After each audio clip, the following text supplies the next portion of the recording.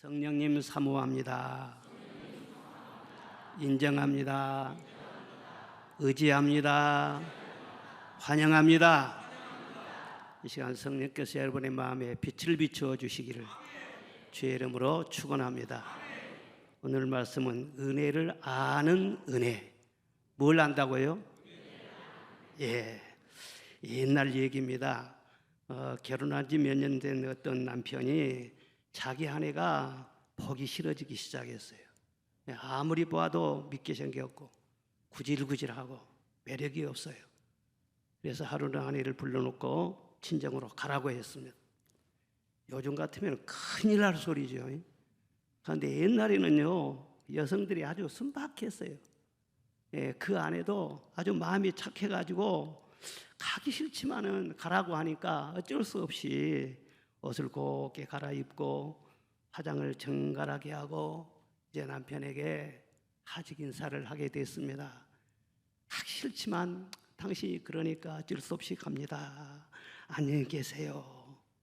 그런데 곱게 차려입은 그 아내의 모습을 보니까 아주 완전히 달리 보이는 거예요. 아니, 우리 아내가 참 예쁘구나. 아주 멋있구나.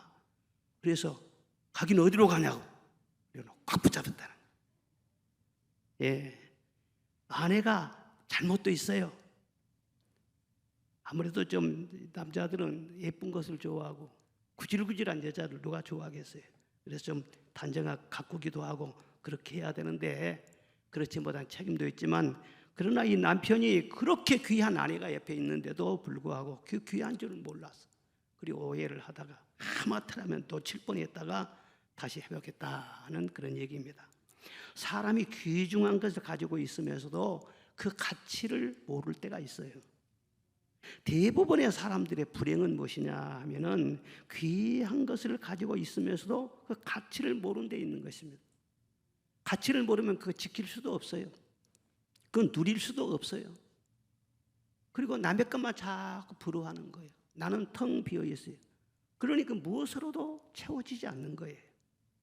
아무리 귀한 것을 가지고 있어도 그걸 지키지 못하고 나중에 잃어버리면 어떻게 돼요? 후회를 하고 아쉬워해도 아무 소용이 없는 것입니다.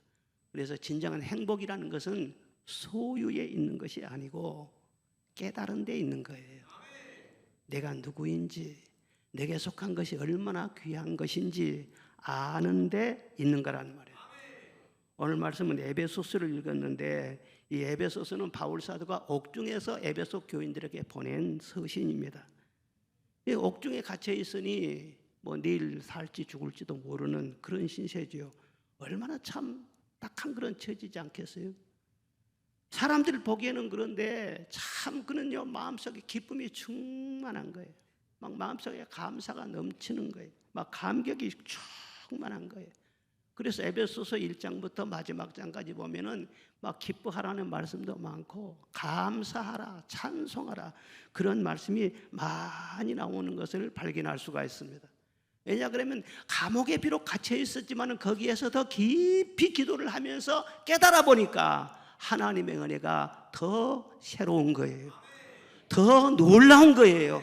은혜가 놀라우니까는요 기쁨이 더 충만할 수밖에 없는 것이죠. 바울 사도가 깨달은 은혜는 뭐냐? 첫째는 알게 하시는 은혜예요. 3절에 보니까 계시로 내게 비밀을 알게 하셨다 그런 말씀이 나와요. 바울 사도가 기뻐했던 것은 내일 무슨 뭐 자유의 몸이 됐다든가 또 누가 찾아와서 뭐 위로해 줬다든가 그런 게 아니에요. 하나님께서 계시로 비밀, 감추어진 비밀을 알게 해주셨다는 거예요. 그래 내 마음속에 그냥 의혹과 모든 의심이 싹 사라지면서 마음의 자유를 얻으니까 그렇게 기쁜 것이죠. 이 시대의 문제점이 무엇이냐 그러면은 가난한 것도 아니고 못 입는 것도 아니고 지식이 없어서도 아니고 이 세상 밖에 어떤 환경이 어려워서가 아니에요. 현대인들은 정보를 많이 가지고 있어요. 지식이 많아요. 역사를 알고 과거를 알고 우주를 알고 얼마나 아는 것이 많은지 몰라요. 그런데 정작 누구를 몰라요? 내 자신을 모르는 거예요. 내가 어디서부터 와서 무엇 때문에 살고 장차 어디로 가는지 내 자신을 모르는 거예요. 그런데 내 자신을 아는 것은 본문 말씀 보니까 비밀이라고 했어요. 비밀이에요. 그러니까 하나님께서 성령으로 빛을 비추어서 깨닫게 하지 않으면은 내 자신을 몰라요. 박사도 몰라요. 석사도 몰라요.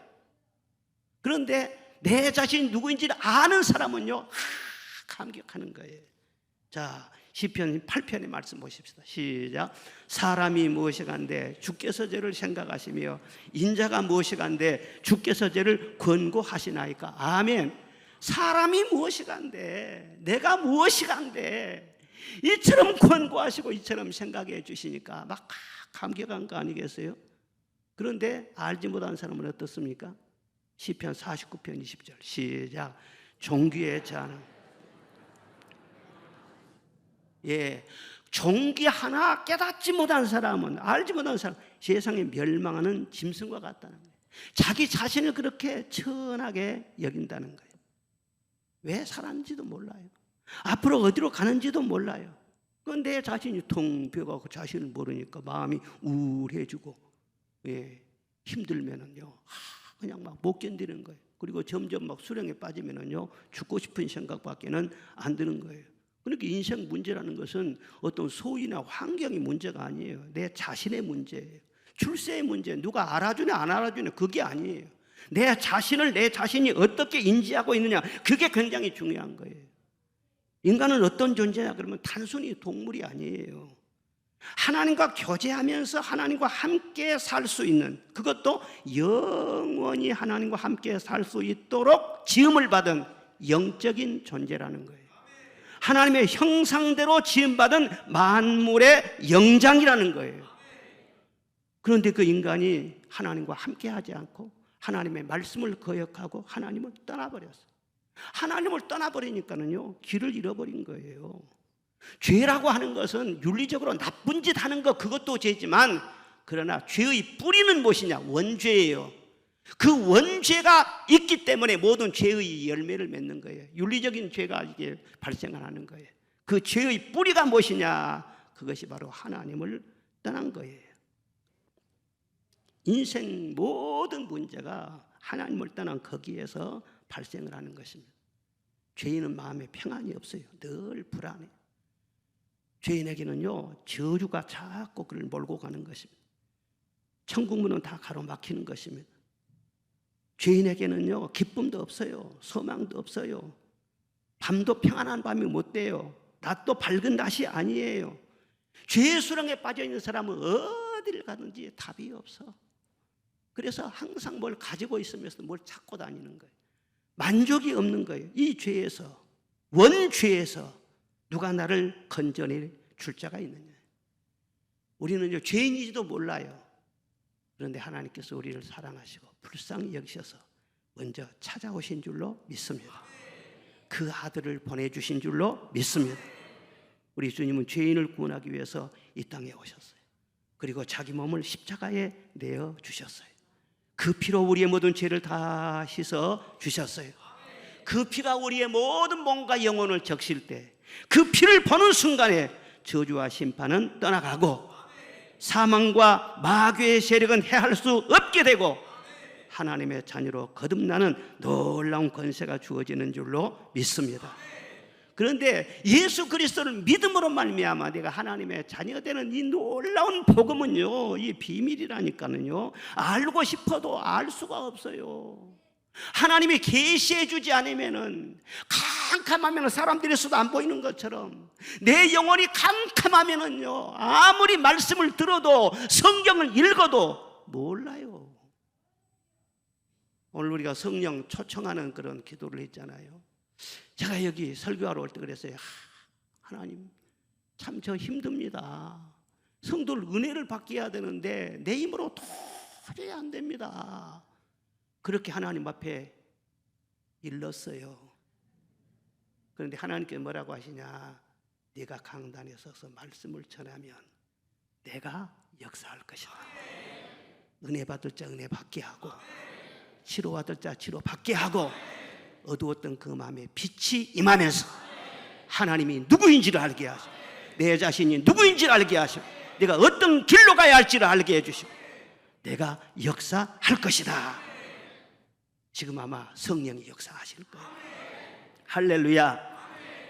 들은다고 아는 것도 아니고 교회를 왔다 갔다 한다고 해서 아는 것도 아니야. 성령이 역사할 줄 알면 절대로 알 수가 없어. 그래서 이것이 놀라운 은혜고 신비하다는 거예요. 그러니까 이 복음은 이 비밀이라고 했잖아요. 미스테리예요. 신비예요. 보여줘도 모르고 말해줘도 몰라요. 성령이 역사하지 않으면 절대로 알 수가 없어요. 여러분 예수님을 구주로 영접하고 하나님을 아버지로 부르시면은요 감사하시기를 바랍니다. 그 하나 속에 모든 보화가 다 들어있어요. 환경이 문제가 아니에요. 하나님께서 여러분을 왕같은 권세를 주셔서 환경은 변화도 시킬 수가 있고 창조적인 역사를 이루게 할 수도 있는 것입니다. 내가 하나님의 이 놀라운 사랑을 받고 있어요. 이 사랑을 받고 사는 이걸 깨닫는 것이 큰 은혜요, 큰 감격이에요. 바울사는 그것 때문에 그냥 감옥에 있으면서도 찬송하고 기뻐하고 그냥 막 안 믿는 사람이 보면은 미친 사람 같죠. 그런데 진짜 그래요. 예수님께 미쳐가지고 너무 좋아한 거예요. 어느 부부가 아이가 없어서 갓난 아이를 데려다가 양자로 삼아서 길렀어요. 아주 사랑을 쏟아서 남부럽지 않게 아주 잘 그렇게 길렀어요. 그래서 이 아이가 어느덧 자라서 여대생이 됐습니다. 그런데 어느 날 우연히 자기 부모님이 친부모가 아니라는 것을 알게 된 거예요. 그리고 큰 충격을 받았어요. 그리고 부모님께 반항심이 생겼어요. 자기 자식도 아니면서 그렇게 애지중지한 것은 사랑한 척 그렇게 한 거 아니야? 위선이 아니야? 그리고는 마음속에 부글부글 그렇게 끓다가는요 그냥 가출해버리고 만 거예요. 그 어머니가요 너무너무 마음이 아픈 거예요. 어떻게 내가 사랑을 쏟으면서 길렀는데 내 마음을 이렇게 몰라줄 수 있을까? 어떻게 하면 우리 딸의 마음을 돌이킬 수 있을까? 고심을 많이 했어요. 그래서 어머니가 사방에 수소문해가지고 딸의 거처를 알아낸 거예요. 그리고는 찾아가 보니까 딸은 없고 방 안에 술병이며 무슨 소지품들이며 난잡하게 어지러워 있는데 참 심란한 거예요. 그래서 그 어머니가 방을 깨끗하게 청소해주고 냉장고에 먹을 것도 다 채워놓고 그리고 나오면서 편지 한 장을 써놓고 돌아왔어요. 그때 딸이 귀가해가지고요 방 구석구석을 보니까는 완전히 그냥 정리되고 새로워졌거든요. 직감적으로 우리 어머니가 다녀갔구나 그것을 알았어요. 그러면서도 강하게 그건 아니야 그리고 막 부정했어요. 그런데 몇 줄 편지를 읽으면서 그만 통곡을 하고 말았던 거 아니에요? 사랑하는 딸아, 너는 내가 필요하지 않을지 모르나 나는 내가 필요하다. 나는 너를 끝까지 사랑한다. 매일 밤 기다리고 있으니 어서 돌아와 다오. 그는 편지를 읽으면서 눈물을 흘리고 말았어요. 그리고 어머니의 깊은 사랑을 곰곰이 생각하면서 너무너무 감격한 거예요. 한번 생각해 보니까 낳지도 않은 자기를 이렇게까지 사랑하면서 어머니가 길러주셨는데 그러면은 자기 친어머니한테 밑에서 자란 그 아이들보다도 나는 사랑을 더 듬뿍 많이 받은 것이 아닌가 깨닫고 보니까는요 자기가 진짜 더 행복한 사람이네. 그래서 크게 늦추고 돌아와서 효녀가 되었다고 하는 것입니다. 그렇죠? 사랑을 많이 받고 살고 있으면서도요 사랑을 깨닫지 못하면은요 불행을 느끼게 되는 거예요. 막 뛰쳐나가고 싶은 거예요. 사랑을 받는 것이 중요한 것이 아니고 그 사랑을 깨닫는 것이 진짜로 행복인 것을 믿으시기를 바랍니다.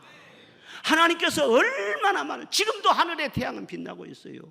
햇빛을 계속해서 부어주고 있어요. 그 엄청난 사랑이 십자가로부터 우리에게 끊임없이 비추어지고 있는데 그 사랑이 없어서 우리가 빈곤한 것이 아니에요. 그 사랑을 알아야 돼요. 깨달아야 돼요. 이렇게 끝까지 무지와 끝까지 그렇게 무감각 속에 있다가 인생 끝내버린 그런 인생이 얼마나 많습니까? 선택받지 못하면 비밀이니까 하나님 빛을 비춰주지 않으면 알 수가 없어요. 그런데 바울사도만 그랬습니까? 우리들도 그렇죠. 우리 한 사람 한 사람을 만세전부터 예정하시고 불러주시고 말씀을 듣게 하시고 깨닫게 하시고 그래서 하나님의 자녀가 되게, 이보다 더 놀라운 감격이 없는 거예요. 이 감격으로 이 세상을 살아가시기를 바랍니다. 하나님과 함께 살면 앞으로 인생에 어떤 세상이 온다고 할지라도 걱정 없을 줄로 믿습니다. 그리고 둘째로 바울 사도가 깨닫는 건 뭐냐 하면은 일꾼이 되게 해주신 은혜에 대해서 깊이 감격하고 있는 거예요. 7절에 보니까 하나님의 은혜의 선물을 따라 내가 일꾼이 되었도다, 그렇게 말씀하고 있습니다. 나를 일꾼 삼아주신 은혜, 이 은혜가 정말 놀라운 은혜라는 거예요.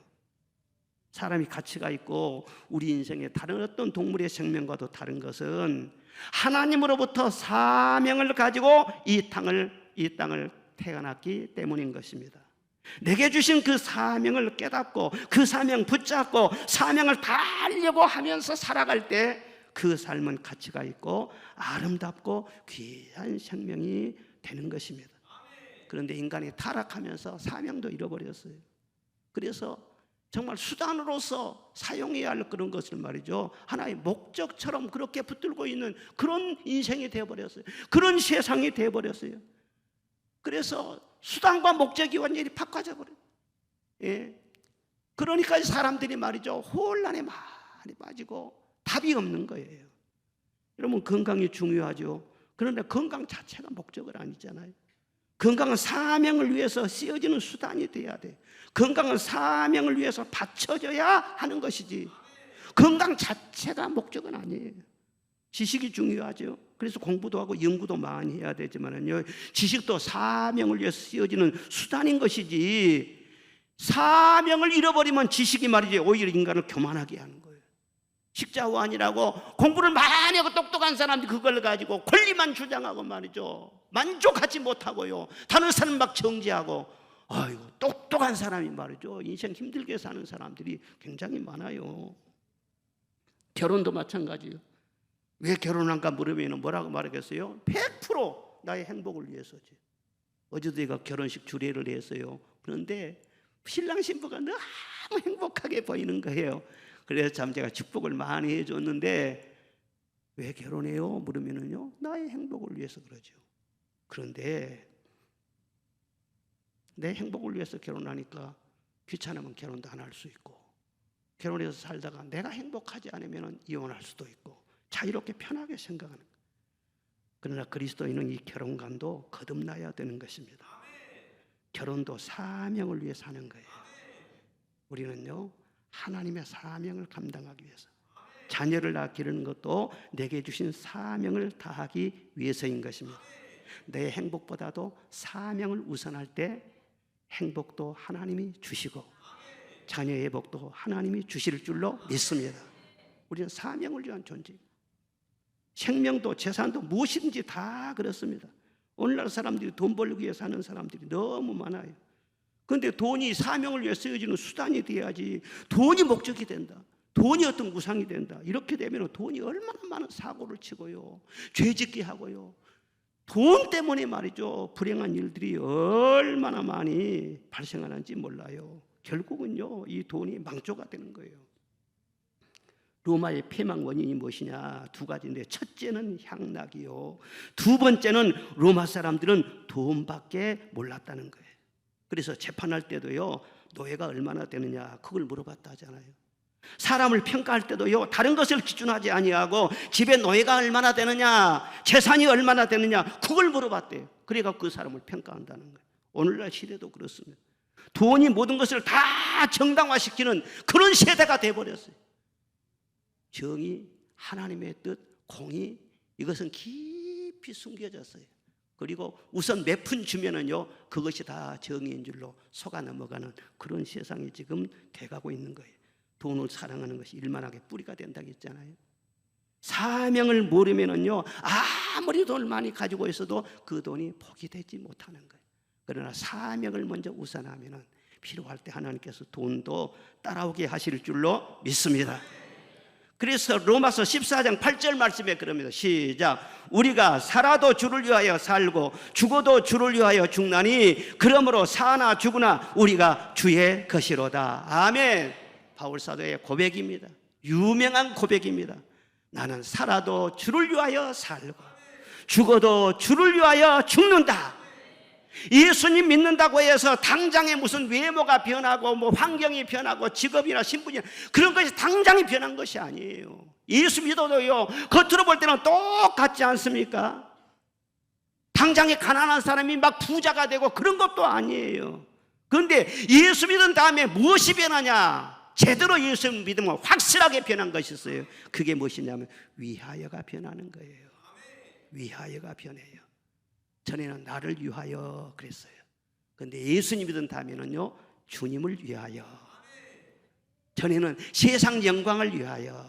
그런데 주님을 만난 다음에는 하나님의 영광을 위하여. 위하여가 바뀌는 거예요. 예수님 믿은 지 오래된 그런 분들도요, 그냥 위하여가 진정으로 바뀌어지지 않는 그런 분들이 있어요. 말로는 주를 위하여, 주의 영광을 위해 늘 그렇게 말은 하지요. 그런데도 가만히 보면은요, 마음속에 진정한 기쁨, 진정한 이 평화, 진정한 이 담대함, 이런 것이 채워지질 않아. 그리고 고민이 많고 인생 갈등이 많고, 물론 인생 갈등이 올 수도 있지만은요, 예수 믿고 성령 받은 사람이 왔다가 금방 사라져야지요. 갈등을 끼고 살면 되겠어요? 그런데 왜 그 사람 속에 갈등이 그렇게 많으냐? 다른 게 아니에요. 입술로는 하나님의 영광, 하나님의 영광, 그러면서도 나를 위하여, 이게 딱 살아있기 때문인 거예요. 자기 중심이에요. 자기를 더 하나님보다 사랑하는 자기 우상을 품고 있기 때문에 이것이 다 문제가 되는 것입니다. 사랑하는 여러분, 내가 주를 위하여 그러면은 주님은요, 나를 위해 주십니다. 신앙생활은 마치 품앗이와도 같은 것입니다. 내가 살아도 주를 위하여, 죽어도 주를 위하여, 그러면은요, 주님께서도요, 오직 나를 위해서 편들어 주시고 모든 것을 동원해서 나를 보호하시고 밀어주시고 도와주시고, 내가 나를 위해서 사는 것보다도 주님이 나를 위해 주는 것이 훨씬 좋습니다. 벗어나야 돼요. 그리고 주님을 위하여, 사명을 위해서 살아갈 때 어떻게 되느냐? 빌립보 4장 13절 말씀 시작. 내게 능력 주시는 자 안에서 내가 모든 것을 할 수 있느니라. 아멘. 사명을 감당하려고만 하면은 능력을 주신다는 거예요. 힘이 있어야 일도 할 거 아니에요. 하나님이 능력도 주시고 지혜도 주시고 건강도 주시고 돕는 사람도 붙여주시고 천사도 보내주시고. 여러분 직장생활도 그러잖아요. 직장생활하면요, 일 잘할 수 있도록 휴가도 넉넉하게 주고 자녀를 막 장학금도 주고 김장값도 주고 막 4대 보험값도 넣어주고 다 이렇게 직장에서 채워주는 거예요. 왜? 일 잘하라는 거예요. 일 잘하라는 거예요. 예, 그렇죠. 우리도 하나님의 사명을 붙들고 나아가면은요, 그 사명 잘 감당할 수 있도록 필요한 것을 다 공급해 주시는 거예요. 할렐루야. 디모데 후서 1장 12절 시작. 이를 인하여 네가 또 고난을 받아 부끄러워하지 아니하면 나의 의뢰한 자를 내가 알고 또한 나의 의탁한 것을 그날까지 저가 능히 지키실 줄을 확신함이니라. 아멘. 여기 뭐라고 그랬습니까? 나의 의탁한 것을 그날까지 능히 지켜주실 것이다. 그 의탁한 것이 뭐예요? 자기 생명이에요. 바울 사도는 막 어려움을 많이 당해, 박해를 많이 당하고 막 사자에 물린 적도 있고 감옥에 들어가기도 하고 파산을 당하기도 하고 돌탕에 막 맞는 적도 있고 너무너무 많아. 아이고, 이 사명을 또 끝날 때까지 하나님이 생명 지켜주셔야 되는데, 그런데 하나님께서 응답을 주신 거예요. 너의 의탁한 그 생명, 사명 끝나는 그날까지 내가 지켜줄 것이니라. 유명한 리빙스턴은 말하기를 사람은 사명이 끝나기 전에는 절대 이 땅을 떠나가지 않는다 그랬어요. 사드락과 메삭갑에 있는 것처럼 불 속에 들어간다고 다 죽는 것이 아니에요. 물 속에 들어간다고 해도 물이 그를 침몰할 수 있는 것이 아니에요. 사자골에 던진다갈지라도 사자의 밥이 될 수도 없어요. 다니엘처럼. 사고 난다고 병 들었다고 꼭 죽는 것만이 아니에요. 사명의 사람은 절대로 아무도 삼킬 수 없습니다. 어떤 질병이 와도 병이 그 사람의 생명을 해할 수는 없는 것입니다. 하나님께서 그의 의탁한 생명 끝까지, 왜? 사명을 감당해야 되니까. 하나님도 줄 때 손실 보면 안 되거든요. 여러분 사명의 사람 되시기 바랍니다. 하나님이 계속 밀어주세요. 밀어주세요. 골로새 1장 24절 봅시다. 시작. 이제 너희를 위하여 받는 괴로움을 기뻐하고 그리스도의 남은 고난을 그의 몸된 교회를 내 육체에 채우노라. 아멘. 그럼 바울사도가 받은 사명이 무엇이냐? 바울사도가 늘 주를 위하여 그랬는데 진정으로 주를 위한다는 것이 뭐예요? 주님이 어디 있어요? 보이지 않잖아요. 그런데 교회가 주님의 몸이라고 했네요. 주의 몸된 교회를 위하는 것이고 주님을 위한 것이라고 했네요. 그래서 주님의 몸된 교회를 위해서 당한 고난, 그 고난을 내 육체에 채운다는 거예요. 교회를 위해서 희생하고 수고하고 막 고난당하는 그것이 내게는 큰 영광이라는 거예요. 여러분, 교회를 위하는 것이 곧 주님을 위하는 것임을 믿으시기 바랍니다. 교회 사랑하는 것이 주님 사랑하는 것이고, 교회 가까이 하는 것이 주님을 가까이 하는 것이고, 교회를 귀하게 하는 것이 주님을 귀하게 여기는 것이고, 그래서 이 교회를 위해서 어떻게든 내가 보탬이 되고 내가 힘이 되기를 원합니다. 교회는 왔다 갔다만 하면은요 별로 기쁨도 없고 보람도 없어요. 믿음이 자라지도 않아요. 처음에는요 오기만 해도 큰 은혜예요. 그런데 은혜를 받고 제대로 깨닫고 그랬으면은요 뭔가 교회를 위해서 하는 일이 있어야 돼요. 그 일을 행할 때 믿음이 점점 자라게 될 줄로 믿습니다. 그 일이 무엇이냐? 오늘 6절 말씀 한번 보겠습니다. 6절 시작. 이는 이방인들이 복음으로 말미암아 그리스도 예수 안에서 함께 상속자가 되고 함께 지체가 되고 함께 약속하는 자가 됨이라. 아멘. 여기 보면은요 함께란 말이 3번이 나와요. 예? 그리스도 예수 안에서 함께 상속자가 되고 함께 지체가 되고 함께 약속에 참여하는 자가 됨이니라 말씀하셨어요. 이 교회라고 하는 것은 무엇이냐? 그리스도와 함께 모든 지체들과 함께예요. 그래서 하나님께서 우리에게 약속하신 상속을 받는 거예요. 상속은요 내가 수고해서 일해서 받는 싹시 아니에요. 자녀에게 주시는, 거저 주시는 하나님의 축복인 줄로 믿습니다. 다 우리는 천국의 상속자들이에요. 끝까지 우리가 믿음 지키고 나갈 때 하나님께서 저 천국으로 우리를 다 들어 올리실 것입니다. 천국의 상속자. 그리고 함께 지체가 됐다. 지체란 것은 우리 몸을 말하는 거거든요. 그래서 다 한 몸을 이루고 있는 서로 지체라는 거예요. 같은 지체니까 옆에 지체가 아프면 나도 고통을 느끼게 되고 한 지체가 좋은 일이 생기면 나도 기쁨을 느끼게 되고 그리고 서로 지체끼리 자기 몸처럼 아끼고 사랑하고 그렇게 된다는 거예요. 이게 바로 교회라는 거예요. 그리고 함께 약속에 참여한다 그렇게 말씀했어요. 이 약속이라는 것은 미래를 위한 것이에요. 미래를 위한 거예요. 아무에게나 미래를 약속한 것이 아니고 하나님의 자녀에게만, 그리스도의 몸된 교회를 이루고 있는 지체들에게만 주시는 미래의 약속. 아무나 알 수 없는 이 신비한 그 비밀, 이것을요 지체들에게 서로 알려주는 거예요. 그리고 그걸 또 가르쳐 주는 거예요. 그리고 이 귀한 약속의 말씀을 붙잡고 함께 사명의 길을 향해 나아가는 그런 우리 지체들을 서로 격려해 주고 위로해 주고 도와주고 응원해 주고 서로 주의 몸을 생각해 주는 거예요. 하나님께서 우리에게 말씀하신 그 사명이라는 것은 꼭 무슨 나라를 구하는 그런 일만이 아니에요.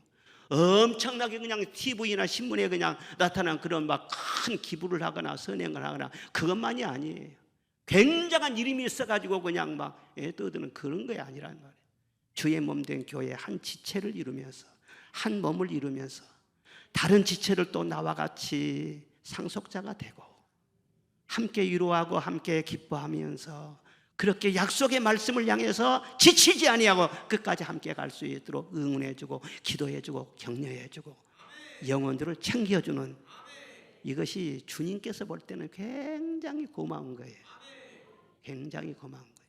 시시한 일 같아도 그게 아니에요. 주님 앞에 갈 때는요 그렇게 섬기는 사람들이 전국에서 해같이 빛나리. 할렐루야. 우리 서로 사랑하며 사십시다. 감사하면서 사십시다. 사도 바울은 나를 충성되이 여겨서 내게 직분을 맡기셨다 그렇게 말씀하고 있어요. 나를 충성되이 여겨서. 나는 죄인 중에 괴수인데 교회를 핍박했던 사람인데 내가 그냥 구원받는 것만도 참 큰 감사인데 나같이 쓸모없고 나같이 문제 많은 사람을 사도로 주의 종으로 불러 세워주셨으니 얼마나 감사하냐. 여러분도 그런 감사가 있습니까? 저에게도 항상 그런 감사가 있어요. 저는 가장 큰 감사가 두 가지. 나 같은 죄인을 하나님의 자녀로 구원해 주신 것만 생각하면 얼마나 감사한지, 얼마나 감사한지. 그리고 또 한 가지, 나같이 부족한 사람을요 주의 종으로 선택해 주셨어요. 주의 종은 아무나 되는 것이 아니에요. 자기가 서고 싶다고 해서 무슨 돈 주고 권력을 동원해 가지고 이 강단에 설 수 있는 것이 아니란 말이에요. 하나님께서 세워주시는 거예요. 하나님께서 택해 주신 거예요. 그런데 나를 택해 주셨잖아요. 말씀 전하도록 해주시잖아요. 이것만 생각하면은요 너무너무 감사한 거예요. 여러분, 직분이라는 것은요 감사함으로 받아야 돼요. 사모함으로 받아야 돼요. 내가 직분을 받아서 감당하려고 하면은 하나님께서 능력도 함께 주실 줄로 믿습니다. 직분을 끝까지 감당할 수 있도록 건강도 주시고 지혜도 주시고 더 큰 믿음도 주시고 물질도 주시고 필요한 거 주실 줄로 믿습니다. 이번에 우리 임직 받은 분들이 많은데요, 어떤 분들은요 임직을 받으려고 하면서도요 이거 그냥 계산한 사람이 있어. 받아 마라, 받을 거야 말 거야, 자기가 대단한 존재가 되는 것처럼. 여러분, 그건 철부지한 거예요. 철딱성이 없는 거예요. 하나님께서 교회를 통해서 나를 충성되이 여겨서 직분을 주셨으면 이 은혜가 얼마나 크냐, 너무너무 감사하면서 사모하면서 잘 받아서 충성할 생각을 해야지. 그렇게 배가 불러가지고요 탕탕 튕기고 그러면 안 돼. 여기에는 그런 사람 없어요. 그런데 순천이 문제지. 여기는 그런 사람 하나도 없어. 이번에 우리 직분자들을 268명 직분을 받는데 말이죠, 아이고 감사의 눈물 흘리면 그냥 몇 바지게스가 나올 것 같아. 눈물이 너무 감사해서. 내가 몇 년 전에 그때 그 병으로 죽었을 수밖에 없어. 인생 끝날 수밖에 없어. 그런데 나를 안수집사로, 권사로, 장로로 이렇게 세워주시니 얼마나 감사합니까? 내 사명 다 끝나는 그날까지 하나님은 나의 의탁한 건강도 생명도 지켜주실 줄로 믿습니다. 그 감격 속에서 그렇게 직분을 받아야 되죠. 가끔 일하는 사람들이요 불평하는 사람들이 있어요. 세상 일도 그렇고 손잡으면서도 불평한 사람도 있고 죄일 하면서도요 가끔 불평한 그런 사람들이 있어요. 그리고 틈만 있으면 막 쉬려고 그 신경 쓰는 그런 사람이 있어요. 그런데 미리서 쉬려고 안 해도요 때가 되면 다 쉴 때가 와요. 일할 수 없는 밤이 속히 오는 거예요. 일을 맡겨주실 때 열심히 해야 돼요. 그러면 하나님께서 새 힘을 공급하여 주시고 또 때가 오면 그때 잘 쉬게 하실 줄로 믿습니다. 이 세상에서 주를 위해서 진짜로 쓰임받지 못한 사람은 천국에서도 여기서도 놀았는데 천국에서도 계속 놀면은요 별로 감격이 적을 것 같아. 그래서 열심히 주님 앞에 서는 그 순간까지 달려가는 것이지. 마지막 세 번째로는요 환난을 통해서 영광을 주시는 은혜를 그는 깨달았어요. 13절에 보니까 환난에 대하여 낙심하지 말라, 이는 너희의 영광이니라 그랬어요. 바울 사도가 지금 환난을 많이 당하고 있는데 교인들이 너무나 안타까운 거예요. 우리 목사님이 저렇게 옥고를 치르고 있으니 얼마나 안타까우냐 그러는데 낙심하지 말라는 거예요. 나의 환난이 영광이라는 거예요. 반드시 영광이라는 거예요. 바울 사도는요 고난에 대한 철학이 분명한 사람이에요. 고난 없이 영광이 이룬 사람이 없다는 거예요. 환난을 피할 수 있는 사람도 없다는 거예요. 인생의 연수가 70이요 강건하면 80이라고 했는데 그 연수의 자랑은 수고와 슬픔뿐이라 말씀했어요. 그러니까 인생은 누구나 이 고난과 환난의 터널을 통과하게 돼 있지 그게 없는 사람은 아무도 없다는 거예요.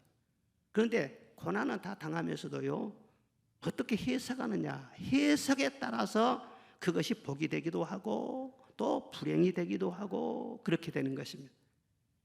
그리스도 예수 안에 있는 사람은 어떤 환난이 있어도 감당치 못할 환난을 허락하시지 않습니다. 그리고 감당할 쯤에 피할 길을 내어 주시는 것입니다. 그리고 환난을 통과할 때는 그 다음에 반드시 예비된 축복이 있다는 것을 믿으시기를 바랍니다. 그래서 환난과 핍박도 바울에서 깨달아 보니까 이것도 하나님의 선물이구나, 그걸 알게 된 거예요. 고난은요 해산의 고통이라는 거예요. 해산의 고통 없이 생명이 태어날 수 없잖아요. 고난이 없는 영광이 없어. 십자가 없는 부활도 없어요. 그래서 영광을 보려면 반드시 고난을 통과해요. 쓴 나물도 먹어야만이 건강하다고 성경은 가르치고 있어요. 로마서 5장 3절에 다만 이뿐 아니라 우리가 환난 중에서도 즐거워하나니 환난은 인내를, 인내는 연단을, 연단은 소망을 이루는 줄 알미로다. 그러니까 환난이 점점 가더니 나중에는요 출구에 가서는요 소망으로 쫙 나가게 된다는 거예요. 그리고 고난은요 깊은 은혜로 들어가게 하는 통로가 된다는 거예요. 은혜는 원리가 있어요. 내가 작아져야 내게 주신 은혜가 커지는 거예요. 내가 죽어져야 주님이 내 안에서 살아 역사하시는 거예요. 그러니까 내가 작아지는 것이 주님을 크게 하고 은혜를 크게 하는 지름길이에요. 내가 사는 길이에요. 복 받는 길이에요. 근데 내가 작아지려면은요 계속 깎아내야 되고 막 깨뜨려야 되고 그러는데 스스로 깨뜨리지를 못하지. 그래 하나님께서요 이 고난을 통해서 깨뜨려 주시는 거예요. 그래서 고난을 당하면 우리 고백이 달라지잖아요. 주님밖에 없습니다. 주님 나를 불쌍히 여겨주시면 내가 점점 작아지는 거예요. 겸손해지는 거예요. 그런데 하나님의 은혜는 그럴수록 점점 커지는 것입니다. 권능이 점점 커지는 것입니다. 그리고 영혼의 맑은 소리가 나와요. 기도가 달라져요. 인격이 더욱더 깨끗해지는 거예요. 그래 하나님 앞에 더 귀한 그릇으로 지음을 받게 되는 거예요. 여러분 오늘 우리 바이올린이 아직 없네. 우리 바이올린을 보면은요 오케스트라 중에서도 가장 바이올린이 돋보이는 악기잖아요. 아주 멋있잖아요. 다른 악기 있어도 바이올린 소리밖에 대로 안 날 때가 있어. 그렇게 아주 훌륭한 악기. 그런데 이 조그만 나무통에서 어떻게 그런 아름답고 우아한 맑은 음색을 낼 수가 있을까? 신기하죠. 바이올린도 여러 질이에요. 딴 것도 있지만은요 비싼 것은요 가격을요 매길 수가 없어요. 수십억 대 나가는 그런 명기도 있단 말이에요. 그런데 그런 아주 매매도 되지 않은 그런 명품들, 그런 것은 어떻게 만드느냐 다 보면 그런데요. 일단요 아주 고산지에서 자란 제목을 딱 잘라가지고는요 그냥 수십 년 동안 들판에다 딱 그냥 내버려 둔다는 거예요. 그냥 비도 맞고 햇볕도 받고 바람에 날 시달리면서 말려. 그러면서 그걸 거듭하고 하면서요 이 나무 자체가 말이죠 아주 소리를 잘 내는 그런 재질이 될 수 있도록 점점 변한다는 거예요. 그래가지고 수십 년 지난 다음에 그걸 갖다가 잘 깎아서 만들어내면은요 소리가 그렇게 맑고 아름답다는 거예요. 그렇죠. 우리 영혼도 마찬가지예요. 믿음의 위인들 봐보세요. 고난을 통과하지 않은 사람 누가 있는가? 환난을 통과하지 않은 사람 누가 있는가? 아무도 없어요. 그런 고난과 환난을 통과하면서 말이죠 그 영혼이 하나님과 온전히 하나가 되게 하시는 거예요. 그리고 맑은 소리가 나오게 하시는 거예요. 주님밖에 자랑할 것이 없는 사람으로 고상한 믿음의 소유자로 그렇게 하나님이 변화를 시키시는 거예요. 그러므로 어떤 고난이 있다고 할지라도 그 속에서 여러분을 감사할 수 있기를 주의 이름으로 축원합니다. 그리고 이 고난과 환난의 목적은요 하나님께 부르짖게 하는 데 있는 것입니다. 하나님과 우리의 관계는 어떤 관계냐, 좀 죄성스러운 표현이지만은요 갑을관계라고 할 수가 있어요. 하나님은 영원한 갑이시고 우리는 영원한 을이시다는 말이에요. 근데 좀 죄송한 표현이지만요 하나님은 갑질을 많이 하세요. 심심하면 갑질을 하시는 거예요. 왜냐하면 나밖에 없다, 내게 구하라는 거예요. 나를 의지하라는 거예요. 네 힘으로는 안 된다는 거예요. 너 세상에 의지할 곳 없어. 기댈 곳이 없어. 나밖에는 없어. 이게 하나님의 갑질이에요. 갑질이에요. 그런데 기도를 안 하거든. 하나님께 가까이 찾지도 않고 말이죠 마음이 둔해가지고 자꾸 세상을 나가거든. 아니 나밖에 없는데 자꾸 기댈 것 때문에 세상을 돌아다니네. 어디로 가려고 말이죠. 하나님 갑질을 하시는 거예요. 그래가지고 환난을 복잡하게도 안 해요. 고난을 줘. 그러면은요 그냥 주님밖에 없습니다. 전부 없어서 막 손들고 나와서 하나님 찾게 돼요. 그러니까 마음이 좀 둔해져 가지고요, 미지근해 가지고요, 첫사랑이 점점 식어질 쯤 되면 말이죠, 예기치 못한 그런 환난을 보내시는 거예요. 그게 하나님의 축복인 거예요. 그렇게 관리를 해주지 않으면 우리 영혼은 영영 버림을 받게 돼요. 그래서 환난이 내게는 복인 줄로 믿습니다. 아무리 바울 사도가 대단한 영성을 가진 사람일지라도 바울 사도도 하나님께서 그렇게 훈련을 시켰어요. 자, 고린도후서 1장 8절로 9절 읽어보세요. 시작. 형제들아, 우리가 아시아에서 당한 환난을 너희가 모르기를 원하지 아니하노니 힘에 겹도록 심한 고난을 당하여 살 소망까지 끊어지고 우리는 우리 자신이 사형 선고를 받은 줄 알았으니 이는 우리로 자기를 의지하지 말고 오직 죽은 자를 다시 살리시는 하나님만 의지하게 하려 하심이니라. 할렐루야. 사형 선고를 받은 줄 알았다. 이제 살 소망이 끊어져 버렸다. 아니, 자기가 무슨 죄를 크게 지은 것도 아니고 하나님을 떠난 것도 아니고 그러는데 왜 내게 하나님께서 그런 심한 환난을 주셨을까? 나중에 성령으로 말미암아 깨달은 거예요. 의지하는 중에 더 하나님만 의지하게 하시려고, 하나님 한 분만 의지하게 하시려고 그렇게 내게 환난을 주셨구나 깨달은 거예요.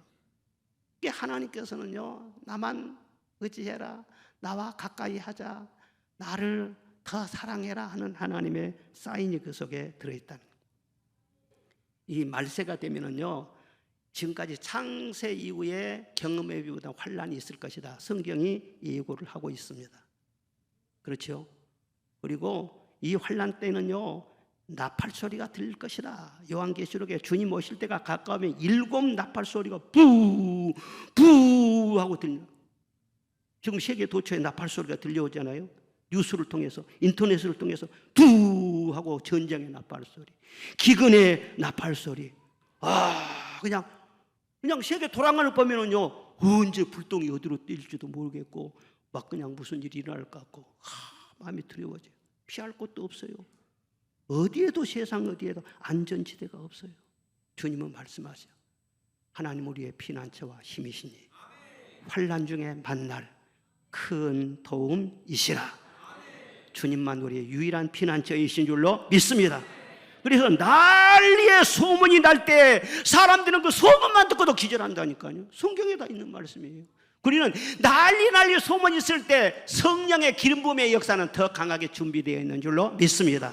환난 중에 교회를 보호해야 되고 성도를 눈동자같이 더 지켜줘야 되고, 그렇기 때문에 하나님께서는요, 더 큰 은혜, 더 큰 성령의 기름 부으심을 준비하고 있는 거예요.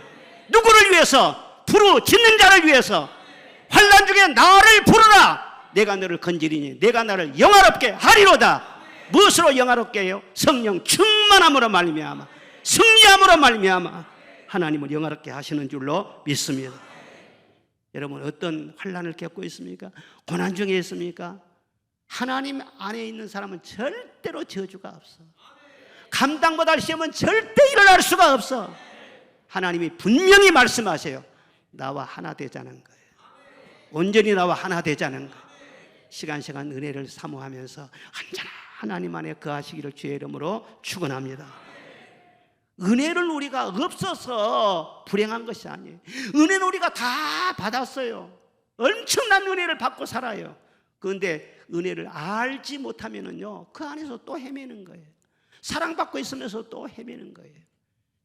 정말 제가 여러분을 축복하기는 성령이 스승이 되셔서 늘 빛을 비추어 주시기를 바랍니다. 그리고 예배를 드릴 때마다 하나님을 새롭게 깨달아가고 비밀을 더욱더 알아가고, 그리고 여러분의 내면이 더욱더 충만해지고 내 안에 하나님을 아는 지식이 충만해질수록 세상을 다스릴 수 있는 권세가 주어지는 것입니다. 할렐루야. 영권이 주어지는 것입니다. 그리고 이 은혜를 전하면서 이 은혜를 따라 살아가는 우리 모두가 되시기를 축원합니다.